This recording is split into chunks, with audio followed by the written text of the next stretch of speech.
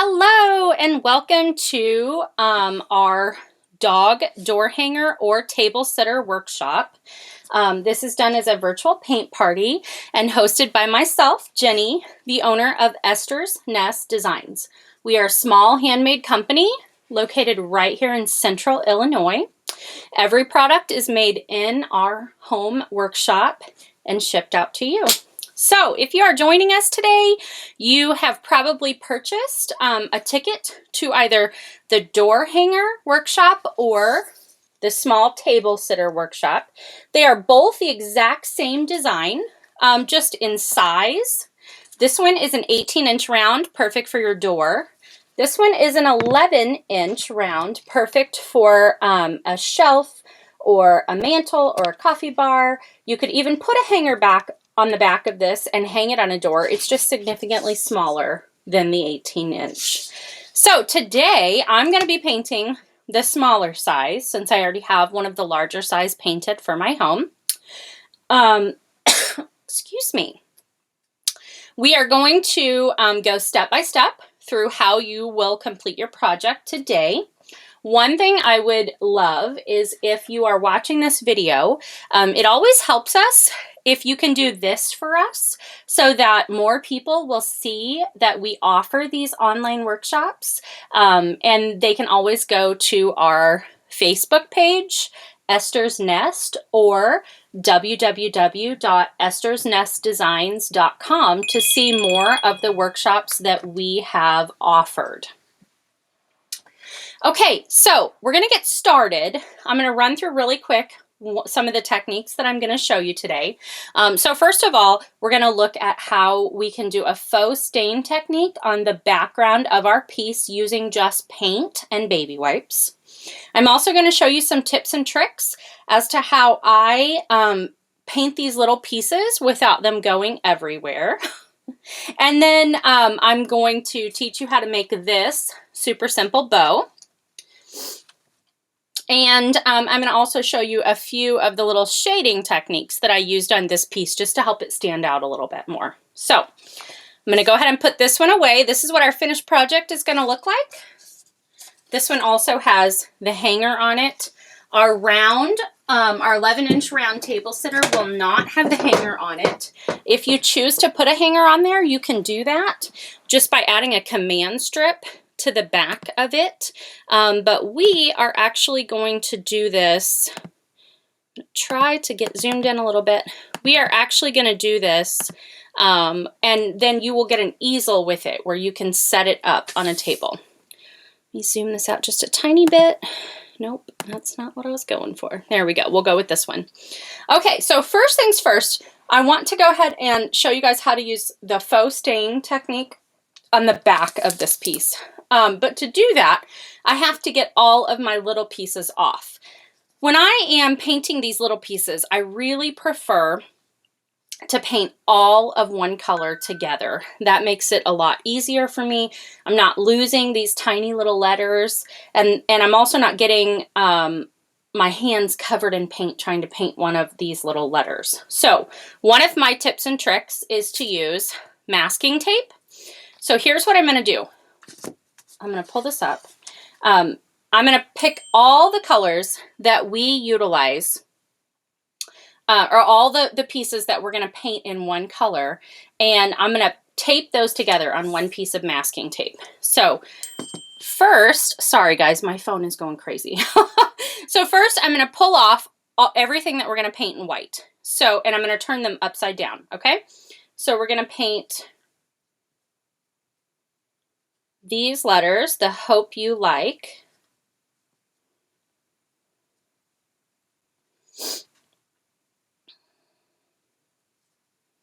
Isn't it crazy how, you know, you're available all the time, you get onto a video, and then all of a sudden your phone starts going crazy. Everyone is calling, everyone is texting. Oh, it's too funny. Okay. So we're just going to turn them upside down.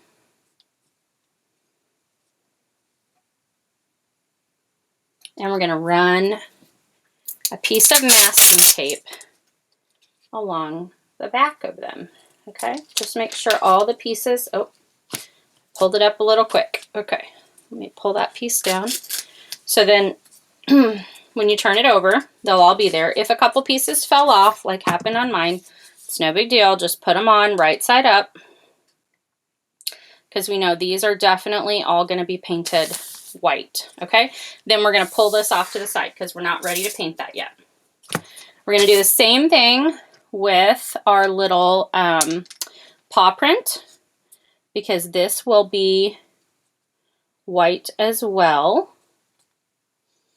And so just turn those pieces upside down. You can scrunch them up close together. They don't have to be in the same order. Our goal is just to get them all on the tape. Okay, and then these are big enough that, and they're all connected, so we don't really need to put that on tape. We should be able to just paint that, no problem. The dogs will also be white, the word dogs, so we'll set that over in our pile with our white. Welcome will be that beautiful teal color that came with your kit, so we're going to set that over to the side. Now, this is all one piece, and it will be painted gray. We're not going to do that just yet. We can set that, oh, sorry, we may have focusing issues from time to time. We're going to set that over to the side. Again, see, I try to keep all my pieces by what color they are, so that as I'm getting a color out, I'm utilizing that color to paint everything I need to all at once. Okay, so now we are ready to stain our backer. One thing you will see is that we have these letters scored into the backer, okay? That just lets you know when it's time to glue everything down exactly where each letter goes. This makes it super easy for you guys. You're not having to make sure that your letters are straight. They're just on there. To be able to do the faux stain technique, you will need your brown paint that was sent with your kit, a piece of aluminum foil or a paper plate, just something that you can put your put a little bit of paint on. Also, your packing paper that was sent in your kit, this is what I use that for, other than just packaging and the material to keep things from flopping all around. I like to put it down on my table, and then when you're done, whatever paint is on this, you just literally wad it up and throw it away. So this is going to protect your kitchen table or whatever your work surface is. Okay, so we're going to need just the tiniest bit of brown paint. You probably noticed that you didn't have very much in your kit. That's because you don't need very much. This is way more, this little bit of paint that I put out, way more than we're going to need on here.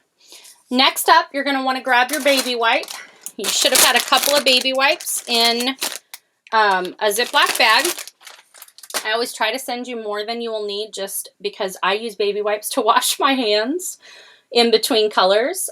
So I usually try to send an extra one for you for that as well. Sorry, it's still coffee time here. So grab one of your baby wipes out and just fold it like in quarters, okay? What you're going to want to do is just kind of put that baby wipe. You don't have to wad it up a lot, but just get your finger up in there where you can get just a little bit of paint on the edge of your baby wipe, but not all of your hands. The reason that I like this faux stain technique, you're going to use any kind of paint. You can use acrylic paint, you can use household paint. As long as it's a water-based paint and not an oil-based paint, it will work fine on here. So we've got just a little bit of paint on here, okay? Not a whole lot, right on our baby wipe. Watch the way your wood grain is going and start rubbing it on your wood with the grain, okay? And you're just going to keep rubbing it in. And you see that that baby wipe takes off the paint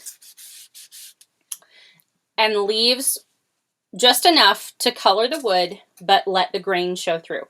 Now, we can keep building on this to make it darker. What I like to do is put a light coat on the whole board, on the whole thing, and then go back and build up to obtain the color that I want.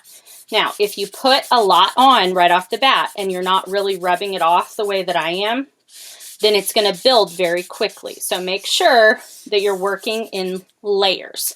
Small amounts first and building all the time. One of the reasons that this method is so useful for DIYers and at-home crafters is that you don't have to have a ton of different stains on hand. Basically, any paint color that you have can be made into a stain. Whereas normally, to have a custom stain color made, you have to go somewhere that has a little bit of knowledge about mixing stains. Not every paint store is real great at that if they haven't had a lot of experience with that. Okay, you see how I'm starting to really build that on that side? That's the color that I like and want. And then you're buying like a quart at a time. Okay, well, you may not need a quart of hot pink stain other than this one project if your daughter wants to stain something hot pink. So using this method, it's just real easy to use what you already have on hand, not have to have a lot of extra product that you may not use again. It's very affordable, as you see. And then on top of that, there's no odor. So you're not worrying about stain fumes. Also, you're not having a lot of staining of your clothes with stain. Okay, so I tried to wipe that off a little bit. That's just part of the wood grain. So what I'm going to do is just go ahead and restain that. Sometimes you'll find that areas of the wood just stain darker like those did. And that's just how wood is. You never really know how it's going to stain until you start working on it. So that is how we do our faux stain technique. This is something that once you learn it, you can use this on any project in your home anytime. So we're going to let this dry off to the side. I'm not going to stain my back. There's no reason for me to do that. If you want to do it, feel free. You should have more than enough paint to do that, but you can just set this off to the side if you're done like me, and we'll start working on some of the other projects, pieces of this project. So that is all that we're going to use the brown paint for. So you can just kind of turn your plate or aluminum foil or whatnot, and then you won't have to worry about that. Okay, this piece is our bottom 3D piece for the table sitter. So it's going to label, or it's going to layer on right like this. And we're going to go ahead and paint this in a very light gray color. So you're not going to use very much paint on this. This also will go, a little will go a long way. That's way more paint than what I need. I've found that this gray is a little bit of a thinner paint though, so it comes out kind of fast. We're going to do this in 2 layers, and we're going to do a light sanding between the 2 layers. I have found that no matter what type of wood I use when I cut wood on the laser, this thin wood will always have what I call these little hairs on it. And basically what it is it's just like the fine, it's not a splinter, but you know, it's the fine piece of the fine layer of the wood.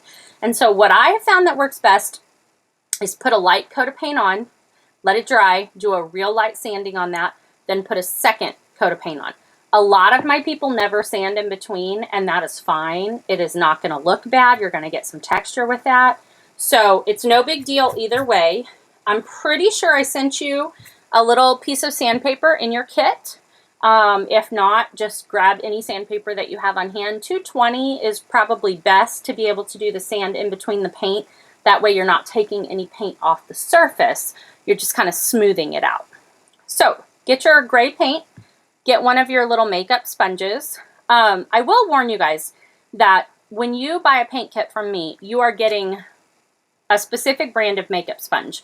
And I have found this brand to be the absolute best. They have a density to them much better than anything that you can buy locally at, you know, any big box store or anything like that. So, so I do know you know, these are, people will say, oh, I tried to go get some makeup sponges to do a couple projects and they're vastly different than the ones you sent me. Yes, I know. These are a little bit different than what you can buy anywhere else. So if you're a DIYer and you're doing projects at home that are not always kits from me, anytime you get a kit from me, you're going to get sponges with it. But if you're doing projects at home that aren't always a kit from me, shoot me a message and I'll be happy to let you know what brand these are. I get them on Amazon. They're definitely a little bit more expensive than the average department store brand, but they're not ridiculous at all. Not at all. Okay, so take the fat end of your white makeup sponge, and what you're going to want to do is dip it lightly in your gray paint, okay? You want to get some gray paint on there, but you don't want it saturated or coated. Then we're going to dab off. This is called offloading, and you're just going to kind of move around. There we go. You're going to kind of move around until we get a lot of that extra paint off, and what paint is in there is worked up in there really well. It's not going to look like you have a lot of paint on your sponge. That's okay. That's what we want. Same thing with the staining. We want to layer light coats on our piece and build the color to what we want. If we start off with a lot of color on here, what's going to happen is you're going to have messy edges and paint all inside of your paw prints. It'll just be a mess. So you don't want to do that. So you're going to see, if this will focus, that is just a real light coat, okay? It's definitely not enough. We're going to have to go over it with a second coat, but this is going to give us what we need to get our first base coat on there, and then we'll layer the color up from there. When you put this on, you're quickly, lightly dabbing with your makeup sponge. You're not pressing down hard, because that's when you'll get a ton of extra paint. And, you know, it'll kind of ooze out everywhere, and it'll go down on the sides of your pieces and down in the paw print cutouts. We don't want that. Just want light coats as we're building up, even lighter on the edges. When you get to the edges, go even lighter. I am going to show you how to clean up those edges when we're done, but if you go light enough, you won't have a lot to clean up to begin with.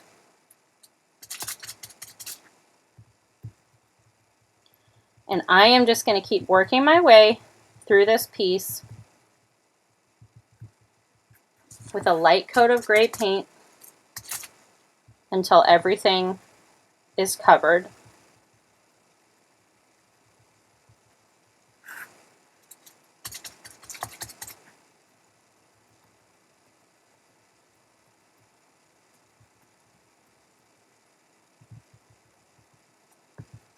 I apologize that you guys are not seeing my face today, but when I'm pre-filming these tutorials, it's very difficult to move the camera where you can see my face and then turn around and move it down to where you can see the project and have it all angled perfectly. So I tend on these to just start out with it angled down towards the piece. I kind of figure that if you're buying from me, you're probably following along on the Facebook page. You've probably seen my face a ton through lives and stories and whatnot.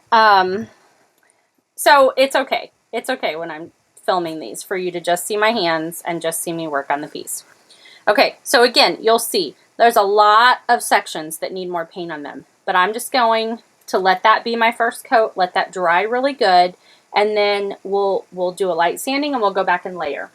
One thing that I want you guys to know though is if you have paint on your edges and you need to clean them up, a baby wipe is your best friend. This is one of the things that I always have on my paint table and I use for everything. So what you want to do is take a baby wipe and just real lightly rub over all your edges before your paint is dry. Yes, I do this between every coat of paint, because if it dries, it's not going to come off near as easy. So if I quickly run this across, oh, I'm sorry, I didn't realize I was out of the camera view, guys. If I quickly run this across between every coat of paint, then the chances of my edges not having any paint on them is going to be way better than if I wait till the end and have to push so hard to get all that excess. So hard to get the camera to focus that has dried. So that's all I do is just run it along that edge, okay? You're not running it along hard, just very lightly running it along the edge. Now this will dry very quickly. To be honest, it's real close already. But we're going to set it off to the side and let it dry for a few more seconds before we sand it and do the second coat. because I want to make sure that it's good and dried before we do that light sanding, so it's not taking any color off of the piece.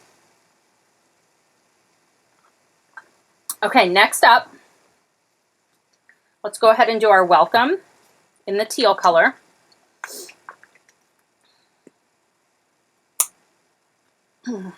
Go ahead and put just a little bit of your teal out on your surface that you're choosing. Grab your sponge. Now, I only sent 2 sponges, I think, because guys, once you are finished with a color, you just take your scissors and you snip off the end and you keep using it. I can usually get 2 to 3 uses out of each sponge. But we're not done with our gray yet, so I'm leaving the gray there and I'm starting with a new one for our teal. So same concept, get a little bit on there, dab to offload.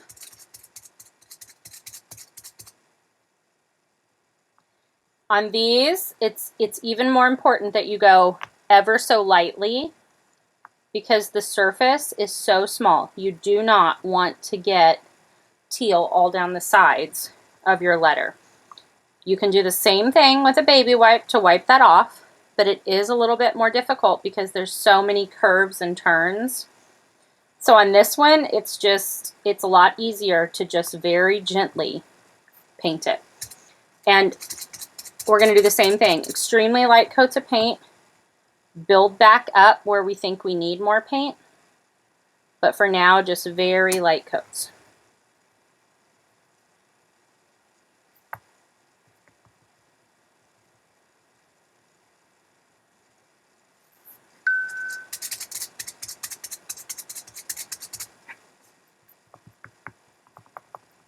I really wish that I could show you guys just how light I'm dabbing these, because it's hard to tell in the picture, but it is literally so light.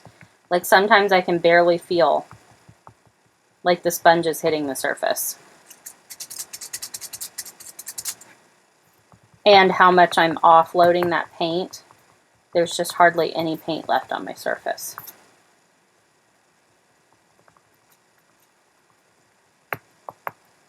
Now, if you're a brush painter, you could paint these letters with a brush. I just feel like it would be a royal pain to do that, so I tend to like my sponge method. It works really fast. Now with this one, we're using such a light amount of paint, and when it's going on, it's drying almost instantly. So you can almost immediately, see that? It's just so light. You can almost immediately go back over for your second coat. I am not going to sand these letters between the coats because they are a little bit more fragile. These are cut out of 1/8 inch wood, and you can see the precision that has to be done by the laser to cut these. And I just always think there's a chance when you're sanding little pieces like this that you could break them. So I'm not going to sand in between. If it looks like I have some of that, what I call the wood hairs, on it at the end, then I will just very lightly run 1 or 2 coats across this way of the sandpaper, but I'm talking extremely lightly.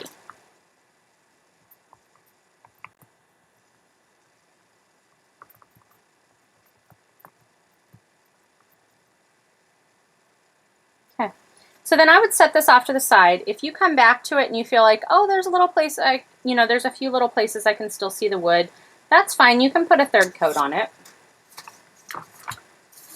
So we're going to set that off to the side, and we're going to go back to our gray piece because we want to get that totally done so we can snip off the end of that sponge and move on to the white. I'm realizing that I didn't bring sandpaper for myself. Hang tight for just 1 second while I grab some.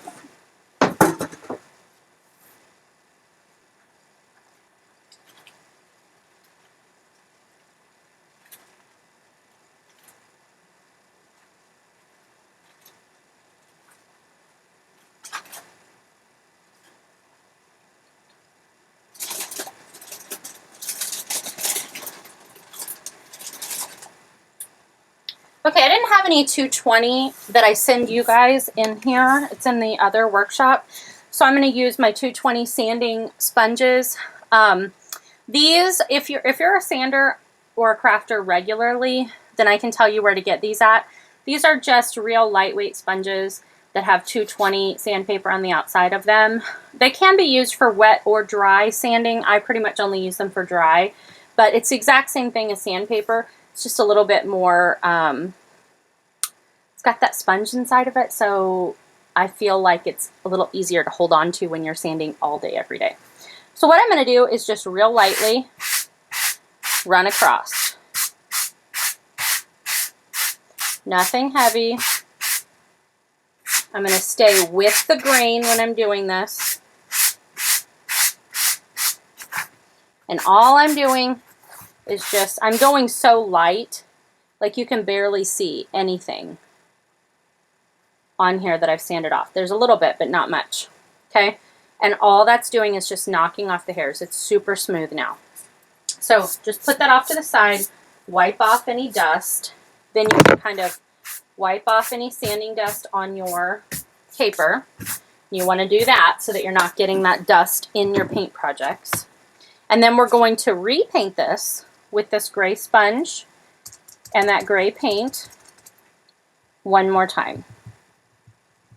I mean, technically you could do it a third time if you feel like you need the coverage, but usually 2 times will give you what you need.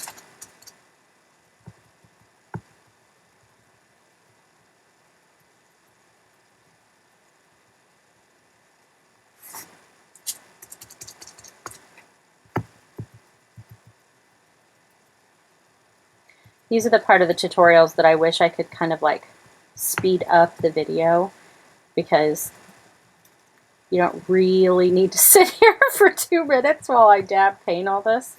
So that's why it's nice when it's a pre-recorded video like this, because then you guys can just be like, okay, I know what she's doing. I'm going to fast forward through that and get on to the next part.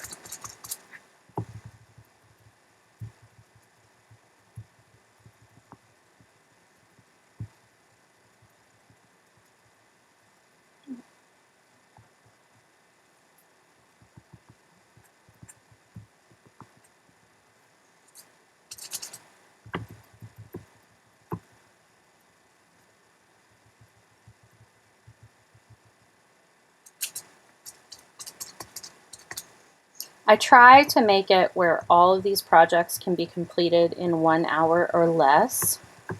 Sometimes my videos run longer than that, mainly because I'm a talker. And when I talk, it slows down my paint process. But the reality is that you guys should be able to sit down and paint your project in just about an hour. Now, you could stretch it out and let it take a little bit longer, which I love the thought of that, but you know, reasonably you should be able to get it done. Okay, I don't know if we're going to be able to get this focused. Let's see. Can I focus it? It is so hard, you guys. Okay. I don't think it's going to focus. So on this, I feel like I need to do a light sand again and 1 more coat of gray. There's still places that I'm seeing the grain in pretty good. This is what happens when we're doing these super light coats, is sometimes you just feel like you need 3 coats rather than 2. If you like the way yours turned out, that's great. I'm going to set mine off to the side, let it dry for a second, and then come back and do that process 1 more time. So in the meantime, let's pull back our teal welcome piece. I do see a few spots where my wood grain's showing through. So this is where I'm gonna do 1 more coat of the teal. This is where I'm gonna show you how, if you have to sand these pieces, how to do that. So you want to hold your piece down, take your 220 sand, and very lightly, just like that, with the grain, okay? Hardly anything is gonna come off, but what it's gonna do is just knock off those real fine hairs. Pick up your piece, get all that crud off there, rub across your piece real lightly, and now you're ready to put 1 last coat of that teal on there. Same concept. Little bit of paint, a lot of offloading, and then just real lightly. Now you'll notice I started with my E this time. It's just because I'm holding on to that W to kind of help hold my piece down. So as I move on, I just have to remember to go back and paint that W. Okay, I feel like this third coat is definitely doing the trick.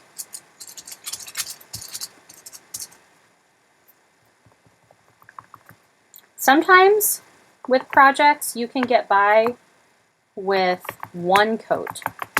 Not often do I do that, but occasionally. And then other times, the way the wood is, it just kind of soaks it up and you need more. So, okay, that is perfect. Our welcome is definitely coated now and done. It looks very good. So I'm just going to set it off to the side and let it fully dry. Okay, now grab your pair of scissors. You're done with your teal. So what you're going to do is just snip off the end of your sponge. Get that teal off there. Discard that piece. And then we're going to be ready. If there's any on the sides or anything like that, go ahead and snip a little bit further. Make sure you have, you don't want any teal in your white. There we go. Okay, now we're going to get ready to work on our white paint. I only got out a very small piece of aluminum foil. So here's another little tip from me to you. Just cover up that green when you're done with it, and then you've got more of a space to work with. You know what? Our gray is dry. So let's go ahead and do this process one last time. The light sanding.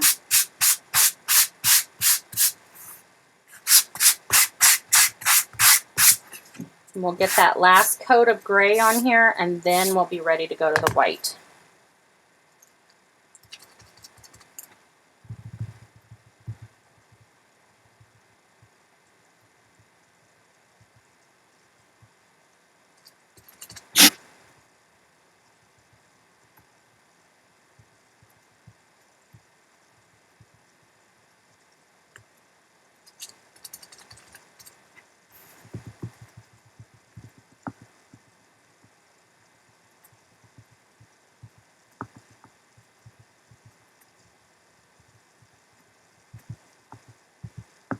Yep, I think that third coat of gray is exactly what I needed to make me feel like we've filled in all those little cracks and crevices in the wood. It's going to give us that really nice coverage. Okay. All right, so now we're done with this one. We're going to set it off to the side. Again, we can snip off this sponge because we are done with the gray.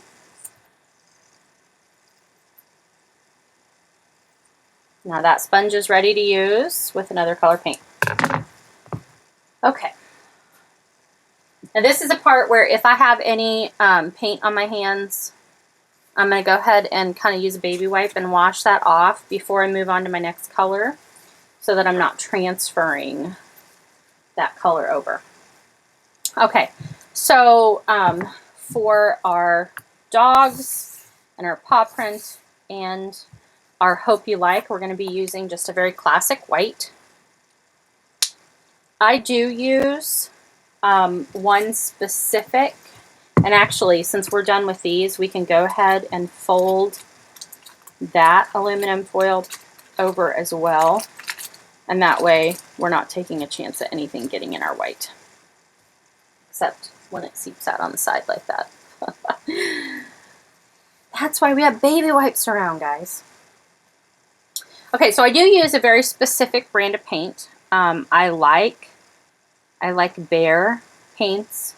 I love the Dead Flat, so it's the Behr Professional brand of the Dead Flat paint.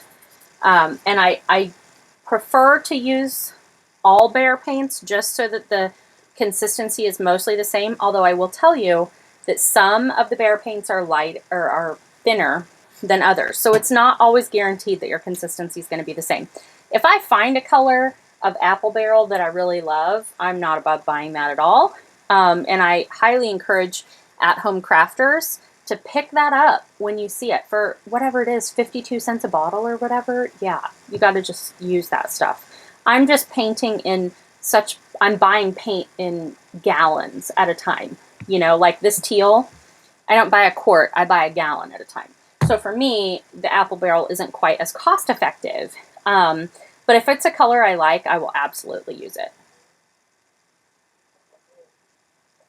Okay, so let's go ahead and get our white done. Same concept, grab your sponge, dip it in your white, offload, and then just start painting lightly. You will, oh, how did we get that little dip there? See, that's the other thing that's really nice when you use that piece of shipping paper. You can just dab your paint right on the paper. I don't know how we got that little bit of white on there, but we sure did.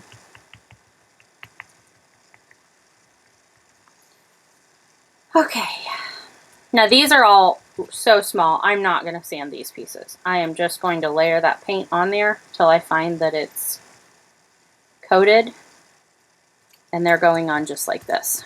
I am certain that if I tried to sand these too much, I would absolutely break pieces of these letters off. So if we have little wood hairs on these, we're not worried about these at all.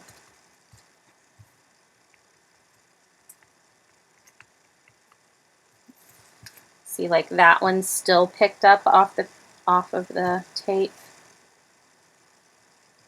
Try to stick them down good, but sometimes they just pick up.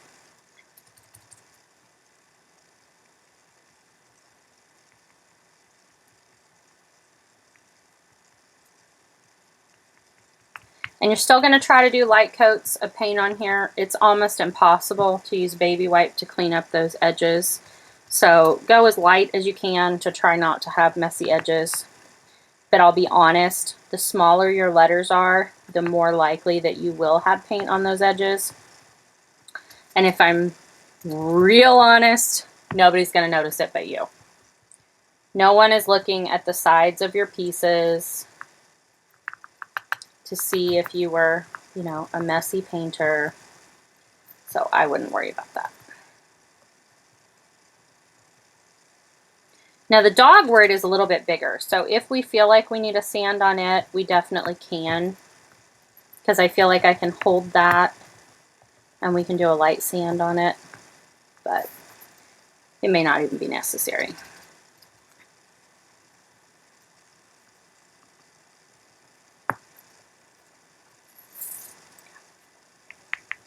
And again, because we're using such light coats of paint, these do dry really fast. And so you can almost immediately go back over them with your second coat.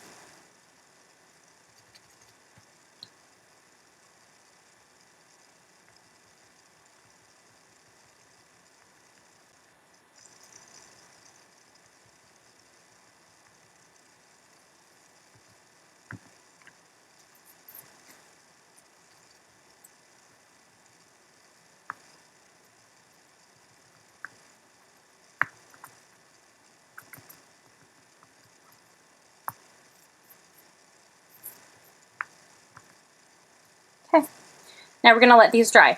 Now, one thing that I'm going to tell you that I didn't realize until I started the video, but there is one difference between the full size sign and the table sitter, and that is the full size sign has this black piece on it, and the table sitter sign does not. I'm really not sure why I designed those differently. Maybe I just didn't think it needed it as much. So I'm going to show you that when you set your piece on here, let's get this paint all out of the way. We're going to toss this paint because we don't need it. Make sure to get everything out of the way so we can start gluing things down. Okay, so you're going to line up your bottom gray piece. Okay, and just make sure it's going to fit up to the bottom perfectly. And then you're going to glue it down. Your kit probably came with super glue. You can also use wood glue. Of course, my wood glue is dry right now. So let me grab my glue real quick.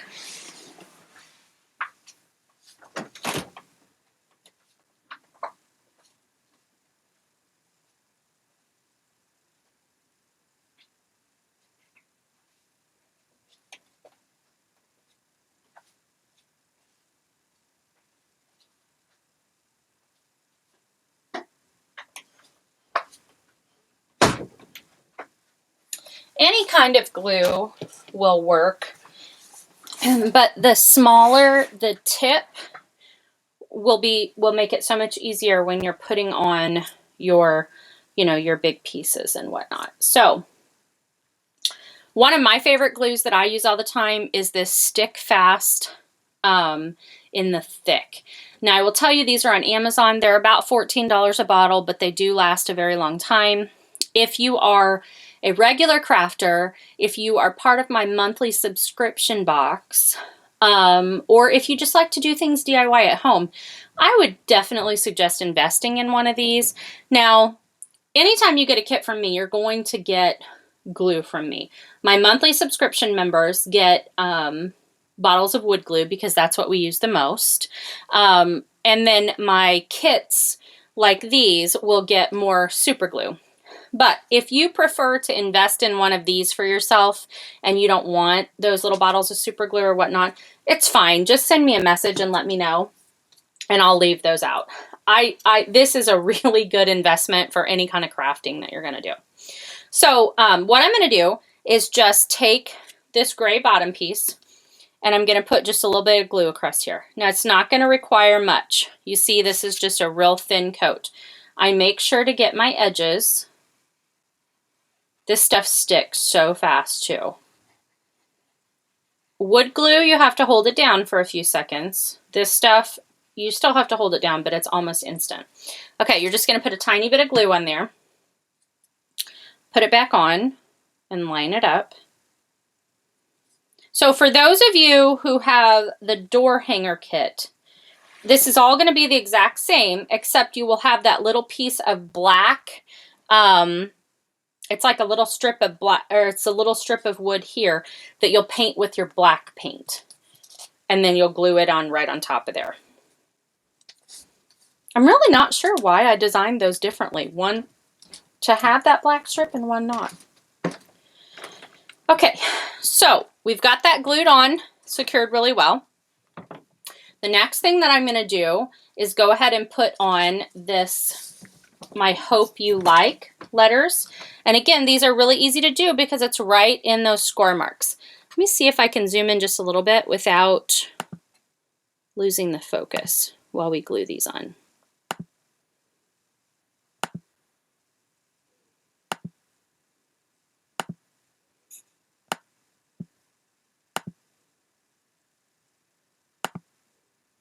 Oh, no, I don't think that's going to get us in focus. Okay, it's not 100% in focus, but I'm hoping that you can still see what I'm doing a little bit easier by zooming in. So, gently peel off your letter. Okay, we're going to basically put a little bit of glue on it and secure it right down into the score mark right there. If you are somebody who feels like, my husband always says, I have fat fingers, I can't do this. Tweezers are really helpful for this. You just want to make sure that you put the tiniest bit of glue on there. You're trying to avoid gluing your fingers. Ask me how I know. And then you're just setting it down and holding it there for a few seconds.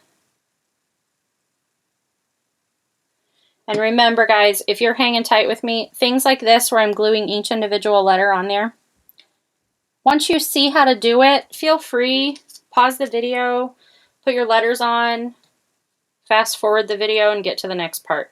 Don't feel like you have to just sit on there and watch me do every tiny little thing.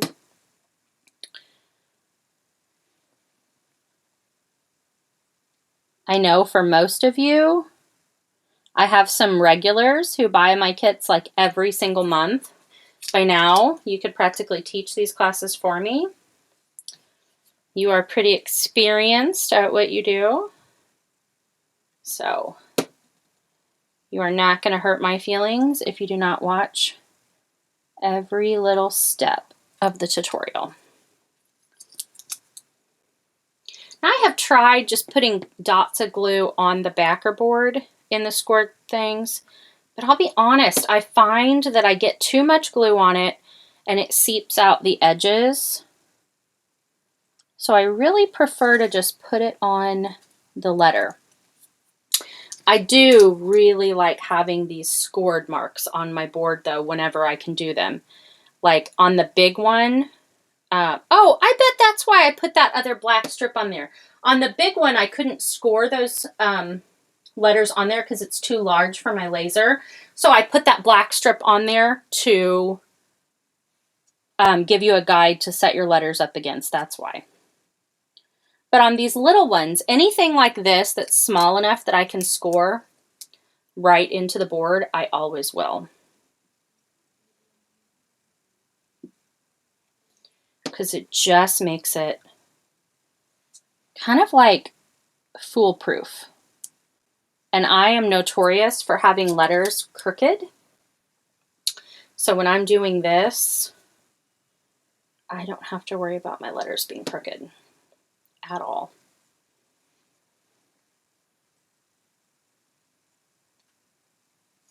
Okay. All right.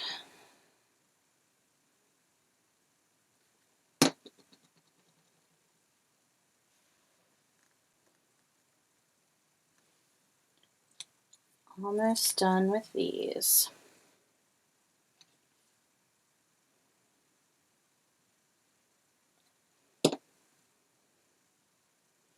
They take a little bit longer than if we were to just stencil paint the words on here, but there really is something to be said about adding that 3D dimension that laser cut pieces add to your final piece.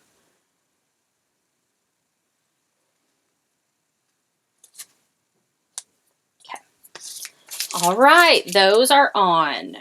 Now we are going to get our word welcome and our paw print set up where we want it.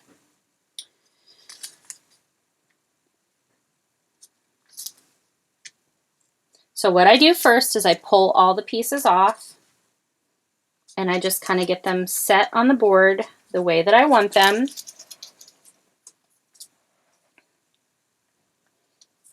And then I'll go back and glue them all down later. But this is what it's going to look like. So now we're ready to just glue this all down. Again, small amounts of glue. You don't need a lot. You just want to make sure it's definitely on the edges that are going to be attaching at the tops and bottoms of your board.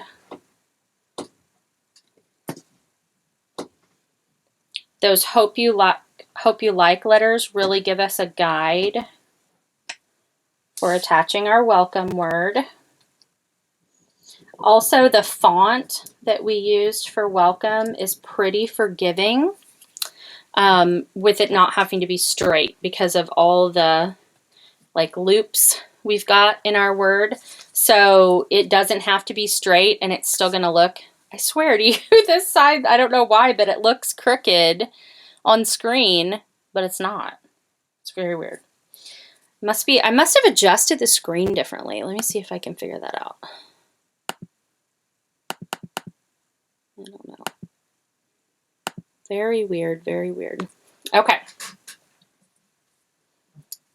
Drives me crazy that it looks crooked on screen. Okay. So now our welcome is down. Now I'm going to nestle my dog paw right here in between. I don't want to go up too high because I still want to try to put a small bow right up here, just like on the big door hanger.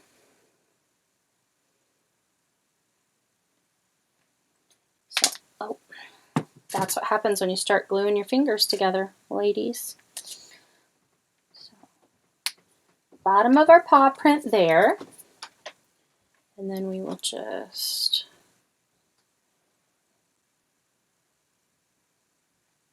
start pressing these down.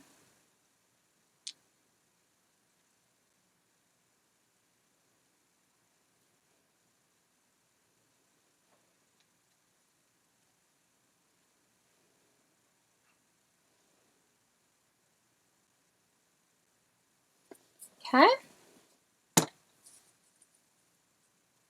All right, now we're going to set this off to the side and let it dry just for a few seconds while we work on our bow.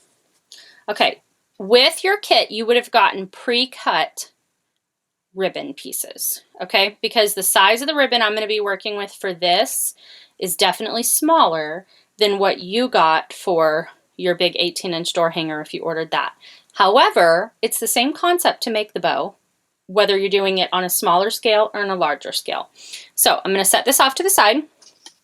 I'm going to zoom out just a little bit because I think it'll be easier.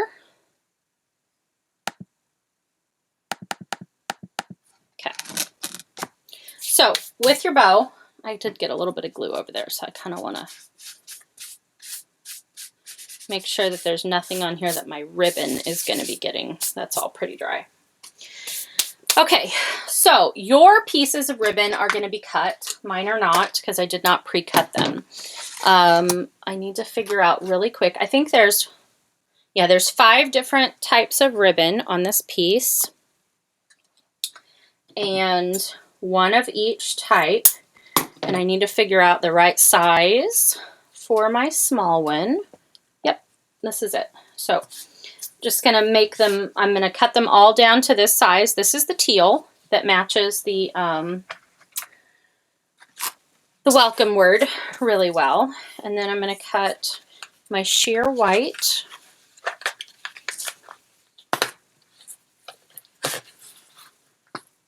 I will tell you guys that when I make bows on any of my door hangers or table sitters, I always use wired edged ribbon because, isn't this one cute? The dog bones, the paw prints. I love this one. If you knew how much ribbon there was in my workshop, oh my goodness. I've got a mint in ribbon around here. But I always use wired edge ribbon because you can make any bow look good if you've got the ability to twist it and turn it and get it to keep its shape. And then this one is just the paw print, and then I've got the black. So I am pretty particular about how I pair ribbon together. I have a hard time. I know the world operates on patterns. I have such a hard time doing multi-pattern ribbon unless I have offsetting solid colors. So I have 2 patterns, 3 solids. So here's what I'm going to do. And then you need to have all your pieces of ribbon, and then you need to have your zip tie. A zip tie is almost always the trick to being able to make a bow, whether it's a big loopy bow or just a little bow tie kind of bow like we're making today. So the next step, and what I'm going to do is I'm going to go ahead and get my ribbon in the kind of the pattern that I want it in. So I want to have a patterned ribbon up on top. I want to have a colored right behind it. So I'm doing my paw prints and my teal right behind it. Okay, and then let's do another pattern ribbon. And then I'm going to have, nope, you know what? I think I'm going to change my mind. I think I'm going to do the teal and the white, then a pattern, then the black. Okay? So we're going to get them all in the order that we want them in. You know what? I'm realizing I cut my teal smaller than I cut all the rest. Let me cut another piece of teal real quick. I want it to be the same size.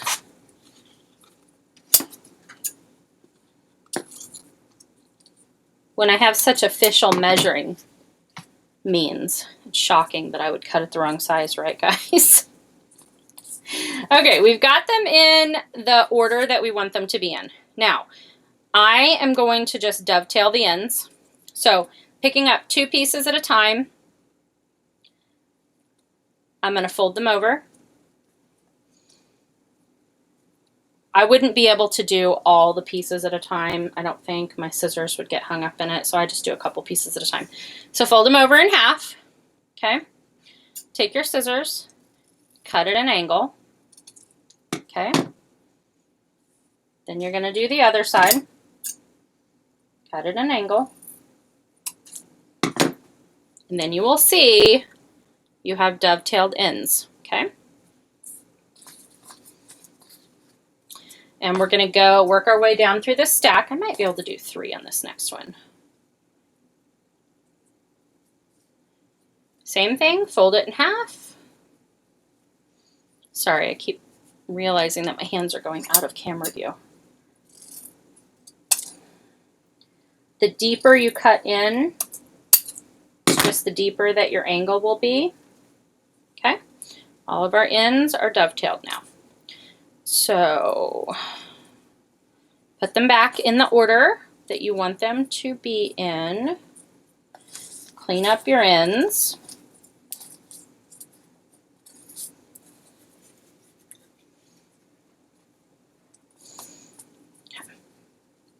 So we've got them stacked up in the order that we want them to be in. Okay, this is the easiest bow that you will ever make. What I'm going to do, it's kind of hard to describe it on here, but I want to kind of go in and out.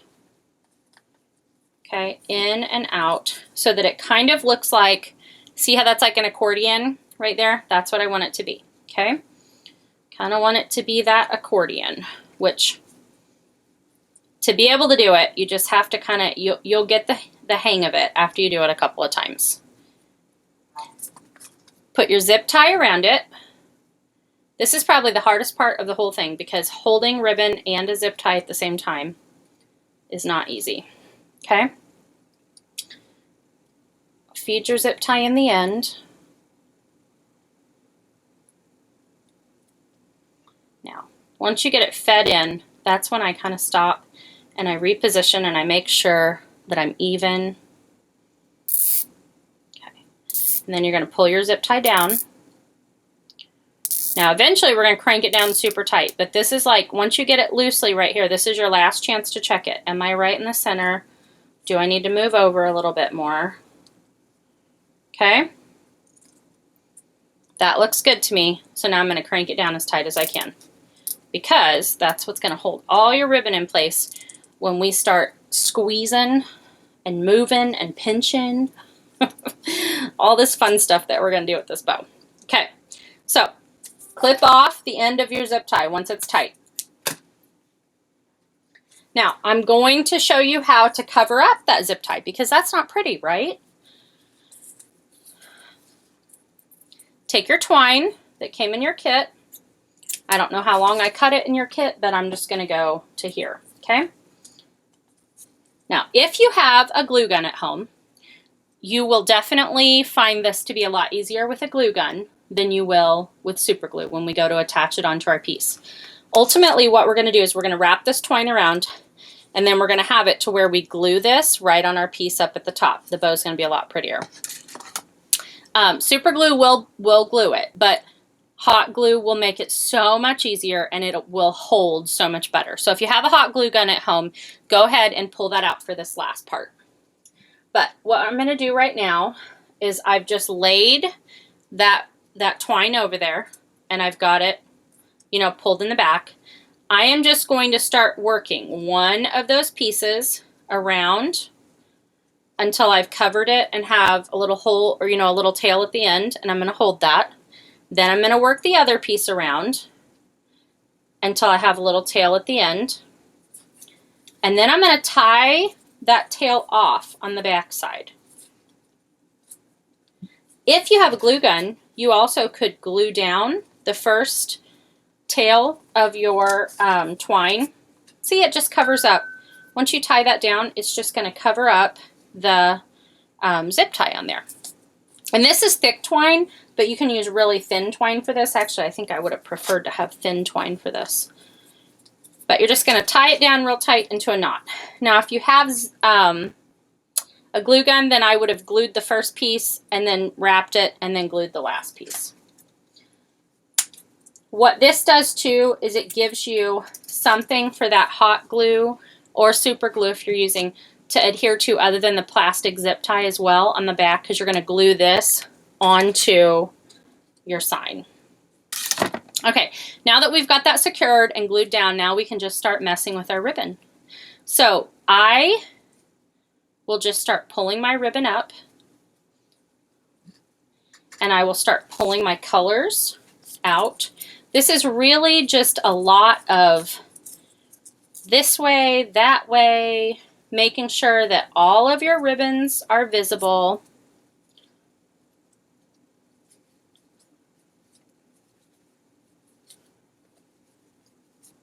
You've got all your color variation in there.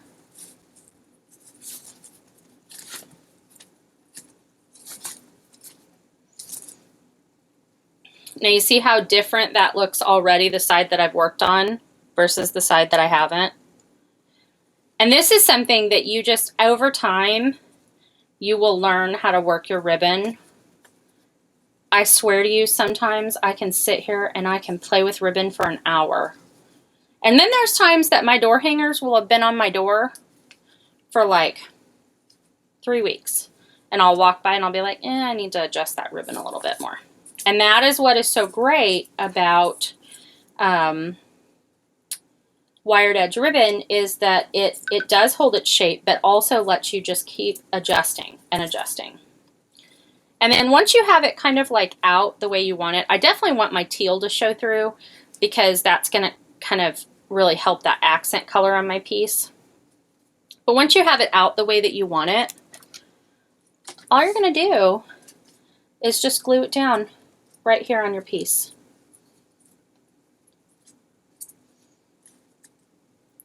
Now, I don't have my glue gun in the room with me, so for today, and then once you get it on your piece, again, you can adjust it a little bit more. You can do it off to the side. You can do it straight on. So for today, I'm going to have to use my super glue because I don't have my glue gun here. And so what I'm going to do is just put that all, and I'm probably going to put a bigger glob than I normally would for super glue onto that. And then when you put it down, you got to hold it for several seconds, pushing down really good to get that to adhere. The difference is when you use a glue gun, it just kind of, that hot glue just kind of grabs into it. So if you don't have a glue gun and you're like, oh man, I think I need to get one for these projects in the future, Dollar General sells this tiny little mini glue gun, and I think it's like $5, and it comes with glue sticks, and it totally works for projects like this. Now, if you guys have been with me for a while, you have seen me use my Ryobi battery operated glue gun. It's a big boy because I use glue guns daily, and I highly suggest it for anybody who uses glue guns on the regular. So, okay guys, here is your finished product. And we're just at 1 hour and 3 minutes, and I know you guys could have whipped it up faster than that. So this table sitter piece will come with an easel. I don't have it back here with me now. When you get your easel, you can use the same faux stain technique with that brown paint and the baby wipe that you did on the backer of this, and then your piece just sits on the easel. It looks perfect. I have this exact thing sitting in my laundry room right now because that's where we let our dogs in and out, and it's sitting right next to the dog treat container, and I absolutely love it. So I hope you have loved this project today as well. I hope you will consider joining along next month for our virtual paint party workshop. I will give you a little hint that it is going to include sunflowers, and we are I'm doing white sunflowers. You could do yellow or white, but I really like white sunflowers. And I had a really great response this month from offering both the 18-inch door hanger size as well as the 11-inch table sitter size. So I think I will do that as well for the sunflowers in August. Oh, you know what? We didn't glue down our dog's word. I'm sorry, guys. I didn't even realize that until I just moved it. I can't believe that didn't fall off when I moved it. But I hope you'll join me for our sunflower virtual paint party workshop. I hope you've enjoyed painting along with me today. And if you did, would you please consider doing this with this project so that more people can learn about our business and what we do. Have a great day, guys. And if you did this project with us today, I would love for you to take a picture and post it on the Esther's Nest Facebook page. Thanks so much.